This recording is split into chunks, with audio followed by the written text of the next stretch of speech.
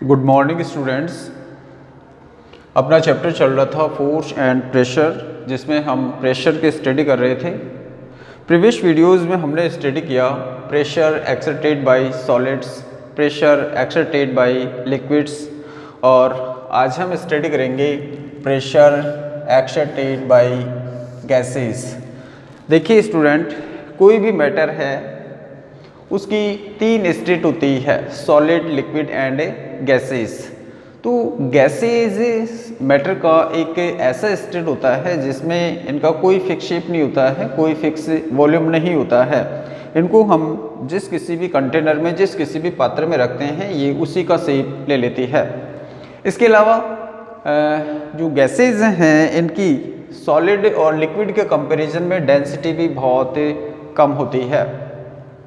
तो हमारे एटमॉस्फेयर में भी बहुत सारे गैसेज प्रेजेंट है। तो ये गैसेज किस तरह से प्रेशर जनरेट करती है, प्रेशर लगाती है, उसी को हम आज के इस वीडियो में स्टडी करेंगे। तो आइए स्टार्ट करते हैं chapter. Gas is a state of matter that has no fix shape and no fix volume. तो द्रव का एक ऐसी अवस्था जिसमें गैसों का कोई फिक्स शेप नहीं होता है, कोई फिक्स वॉल्यूम नहीं होता है। Gases have lower density than other state of matter such as solid and liquids. तो इनकी जो डेंसिटी है वो सॉलिड और लिक्विड दोनों से ही कम होती है। डेंसिटी क्या होती है बेटा? देखिए, डेंसिटी का मतलब होता है घनत्व, और ये होता है मास अपॉन वॉल्यूम, द्रव्यमान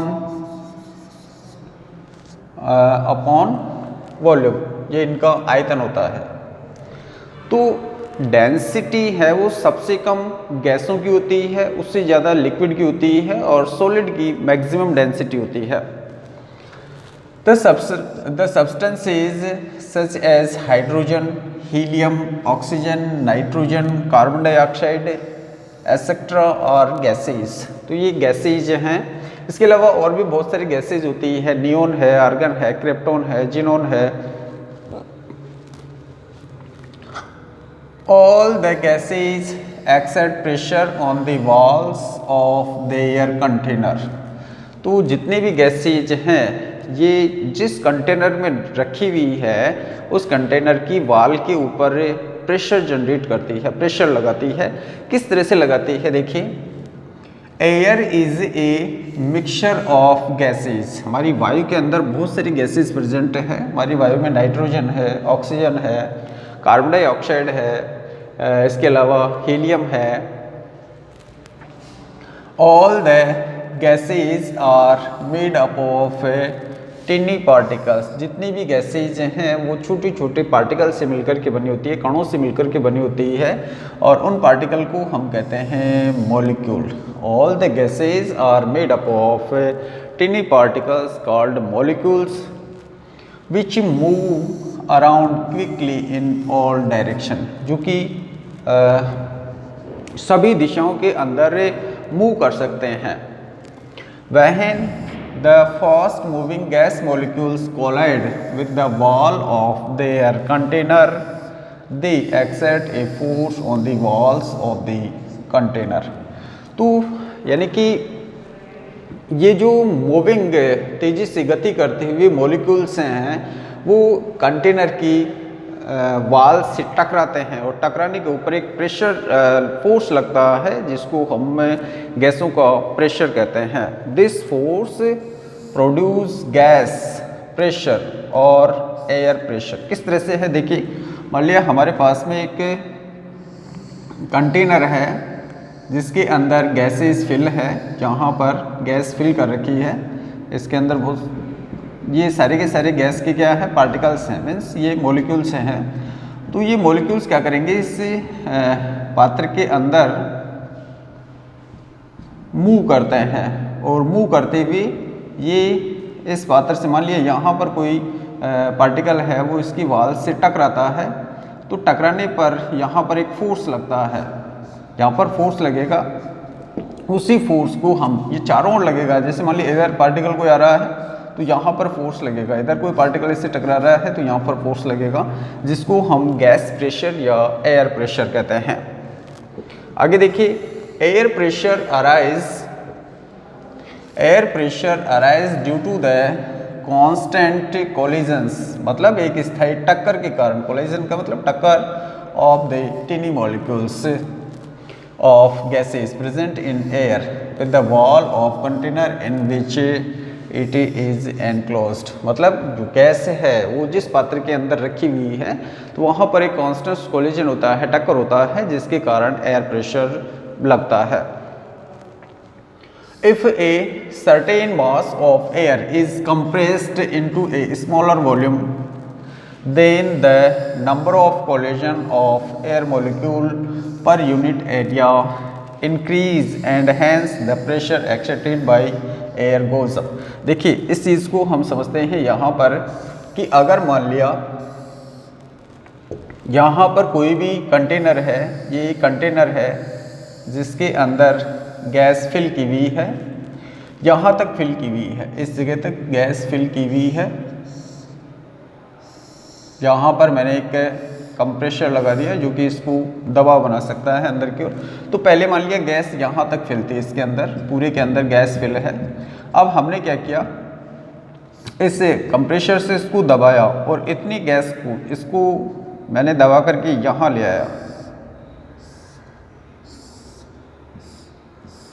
तो पहले गैस यहाँ तक भरी हुई है, अब उतने मॉलिक्यूल्स इतनी सी जगह में आ गया, मतलब जो इसके मॉलिक्यूल्स थे वो बिल्कुल पास में आ गए। तो जब पास में आ गए तो कोलिजन मींस इन गैस की जो मॉलिक्यूल्स हैं, पार्टिकल्स हैं, इनके बीच में कोलिजन मींस इनकी टक्कर बढ़ेगी। जब टक्कर बढ़ेगी तो इसका मतलब प्रेशर भी ज़्यादा लगेगा। तो अगर वॉल्यूम कम कर दिया जाए तो प्रेशर, जो एयर प्रेशर है वो इंक्रीज हो जाएगा।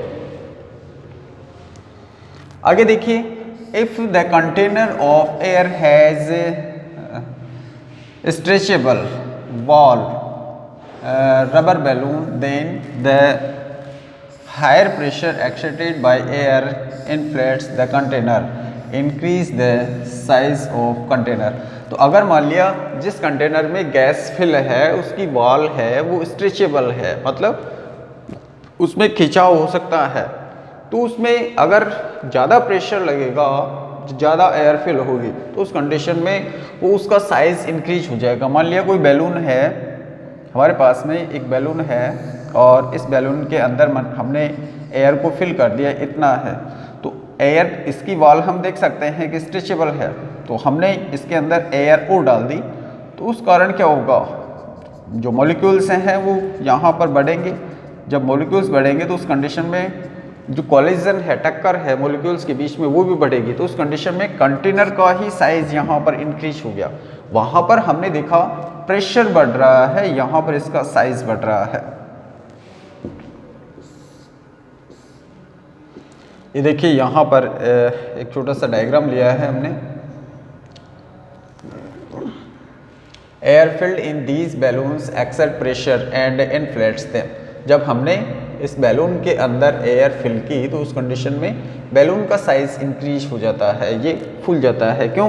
क्योंकि इसकी वॉल स्ट्रेचेबल है और उस कंडीशन में जो प्रेशर है वो इसकी वॉल के ऊपर लग रहा है, जिसके कारण इसका साइज इंक्रीज हो रहा है। एग्जांपल्स देखते हैं हम एयर प्रेशर के। देखिए, फर्स्ट एग्जांपल है, when air is filled into a balloon with our mouth, the balloon become inflated, get bigger in size। तो बैलून क्या हो जाएगा, फूल जाएगा, यानी कि उसका साइज इंक्रीज हो जाएगा। ये किस कारण से होगा? देखिए, high air pressure produced by the gas molecules on the balloons cause it expand and get inflated. तो इसको फुला देता है। कौन फुलाएगा? यहाँ पर जो एयर प्रेशर है, क्योंकि एयर के जो मॉलिक्यूल्स हैं वो उस बैलून की वॉल के ऊपर फोर्स डालेंगे जिसको हम प्रेशर कहते हैं, तो उस प्रेशर के कारण बैलून स्ट्रेचेबल है तो उसका साइज क्या हो जाएगा, इंक्रीज हो जाएगा। दूसरा एग्जांपल हम देखते हैं यहाँ पर, when air is filled into A bicycle tube, cycle के जो टायर का ट्यूब होता है उसके अंदर जब एयर फिल करते हैं with a pump, get inflated and make the tyre feel hard, तो टायर को क्या बना देगा, वो हार्ड बना देगा, क्योंकि उसके अंदर जो ट्यूब है वो क्या हो जाएगा, फूल जाएगा। Air pressure exerted by the collision of gas molecule in the inner wall of the rubber tube, तो इसी का रीज़न है कि जब बाइसिकल के टायर में एयर फिल करते हैं तो वो इन्फ्लेटेड क्यों हो जाती है, तो उसका रीज़न ये है कि एयर प्रेशर जो एयर के मॉलिक्यूल्स है उनकी होने वाली जो टक्कर है वो ट्यूब की इनर वॉल के ऊपर प्रेशर लगाती है, जिसके कारण जो ट्यूब है वो फूल जाती है। This air pressure in bicycle tube make the bicycle tyre feel hard, जिसके कारण बाइसिकल यानी कि साइकिल का टायर है वो हार्ड हो जाता है और उसे चलने में सुविधा रहती है।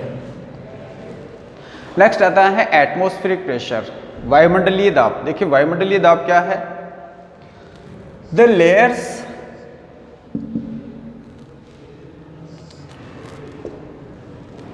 Layers of air above the earth is called atmosphere. ये सिंपल सा क्वेश्चन है कि एटमॉस्फेयर क्या होता है, तो हमारे चारों ओर एयर की जो लेयर है उसी को हम एटमॉस्फेयर कहते हैं। The air in our atmosphere extends up to about 300 kilometre above the surface of earth, मतलब अर्थ की सरफेस से लगभग 300 किलोमीटर ऊपर तक के एयर प्रेजेंट है, वहाँ पर एटमॉस्फेयर प्रेजेंट है वहाँ तक। एयर हैज़ वेट, ये देखिए इस पॉइंट को देखिए, एयर हैज़ वेट यानी कि वायु के अंदर भार होता है, खुद का भार होता है। So the atmosphere consisting of tremendous amount of air has enormous weight, तो एटमॉस्फेयर के अंदर तो बहुत सारी एयर है जिसके कारण एक एयर का बहुत सारा वेट बनता है अर्थ के ऊपर। The weight of atmosphere exert a pressure, तो ये जो एटमॉस्फेयर का वेट है ये क्या करता है, अर्थ के ऊपर प्रेशर लगाता है, जिसको हम एटमॉस्फेरिक प्रेशर कहते हैं। Exert a pressure on the surface of the earth and all the object of the earth including our selves, तो अर्थ या अर्थ के ऊपर रखी हुई जो भी ऑब्जेक्ट हैं हमारे ऊपर भी एटमॉस्फेरिक प्रेशर लगता है। तो एटमॉस्फेयर में एयर के जो पार्टिकल्स हैं उनके द्वारा लगाया गया जो फोर्स है उसी को हम एटमॉस्फेरिक प्रेशर कहते हैं। This pressure is known as atmospheric pressure, तो एटमॉस्फेयर का जो वेट है उस वेट के द्वारा अर्थ की सरफेस या अर्थ के ऊपर रखे हुए किसी भी ऑब्जेक्ट के ऊपर जो फोर्स लगता है उसको हम एटमॉस्फेरिक प्रेशर कहते हैं। आगे देखिए, so atmospheric pressure is due to the weight of air present in the atmosphere, तो एटमॉस्फेरिक प्रेशर किसके कारण लगता है, एटमॉस्फेयर में जो एयर है उस एयर में जो वेट है उसके कारण एटमॉस्फेरिक प्रेशर लगता है। Atmospheric pressure act in all directions, सभी दिशाओं में वायुमंडलीय दाब लगता है। नेक्स्ट आता है इसमें magnitude of atmospheric pressure. Atmospheric pressure का परिमाण क्या होता है, किस तरह से इसका परिमाण निकाला जाता है। देखिए, if we imagine a unit area of earth surface से एक यूनिट एरिया ले लेते हैं, मान लिया हमने 1 मीटर स्क्वायर का एरिया ले लिया, 1 सेंटीमीटर एरिया ले लिया, 1 मीटर स्क्वायर को लेते हैं हम, 1 मीटर स्क्वायर के ऊपर का जितनी दूर तक एटमॉस्फेयर है उस एरिया को लेते हैं, तो कहाँ पर मैक्सिमम उसका वेट होगा उसी को हम एटमॉस्फेरिक प्रेशर कहेंगे। तो we imagine a unit area of earth surface and a very tall column filled with air standing on it, then the weight of air, this column will be atmospheric pressure at that place। देखिए इसी line को हम यहाँ पर इस एक diagram द्वारा आपको दिखा रहे हैं।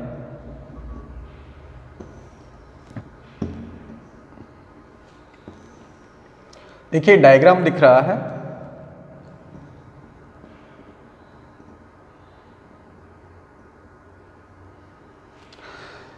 हमने एक यूनिट एरिया लिया है अर्थ के ऊपर का, और उस अर्थ के ऊपर को हम एक कॉलम के थ्रू समझ सकते हैं। तो यहाँ पर अर्थ का सरफेस है, इस जगह अर्थ का सरफेस है, और ये ऊपर तक जैसे पूरा एटमॉस्फेयर ले यहाँ पर, तो ये मान लिया हमने ये 300 किलोमीटर तक का एरिया हो जाता है। तो इसमें कहाँ पर कितना जो एटमॉस्फेयर प्रेशर लगेगा, जैसे मान लिया सबसे ज़्यादा मैक्सिमम वेट कहाँ पर होगा इसका, तो मैक्सिमम वेट इसकी सरफेस पर होगा। तो सबसे ज़्यादा एटमॉस्फेयर प्रेशर अर्थ की सरफेस पर होता है। यहाँ पर अगर हम ले इस जगह का अगर हम एटमॉस्फेयर प्रेशर लें यहाँ पर, तो यहाँ पर ऊपर कितना जो एयर पार्टिकल्स हैं वो उनका वेट है, तो इसके कंपैरिजन में ऊपर का जो एटमॉस्फेरिक प्रेशर है वो कम होगा। तो ध्यान कर लेना, एटमॉस्फेरिक प्रेशर मैक्सिमम अर्थ के सरफेस पर होता है। जो जो हम ऊंचाई की ओर चलते हैं एटमॉस्फेरिक प्रेशर घटता जाता है। तो इसको समझने के लिए हमने ये डायग्राम लिया है। अब आगे देखिए, इसमें मैग्नीट्यूड में यही बता रहा है कि हम एक इमेजिन करते हैं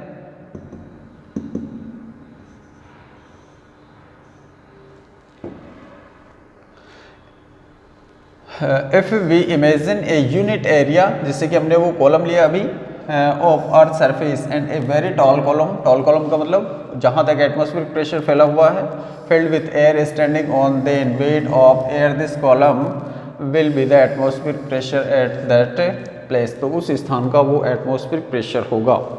atmospheric pressure is equal to the weight of air present in a very tall column of air standing on 1 square metre. ये स्क्वायर मीटर, तो 1 स्क्वायर मीटर में मान लिया ये एक 1 स्क्वायर मीटर है, तो इसमें ऊपर की कॉलम का जितने भी एयर इसके अंदर फिल है उसमें कितना वेट है, तो वो उस एटमॉस्फेरिक प्रेशर के बराबर होगा 1 metre area of the earth. आगे देखिए, कॉलम के थ्रू हम समझ चुके हैं यहाँ पर मैक्सिमम इसमें एटमॉस्फेरिक प्रेशर इसके बेस पर होगा, और जो जो हम ऊंचाई की ओर जाते हैं एटमॉस्फेरिक प्रेशर क्या होगा, कम होता जाएगा।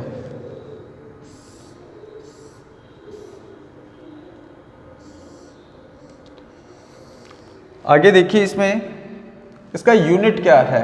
The SI unit of pressure is pascal. ये क्वेश्चन है आपका, एटमॉस्फेरिक प्रेशर का यूनिट क्या होता है, पास्कल।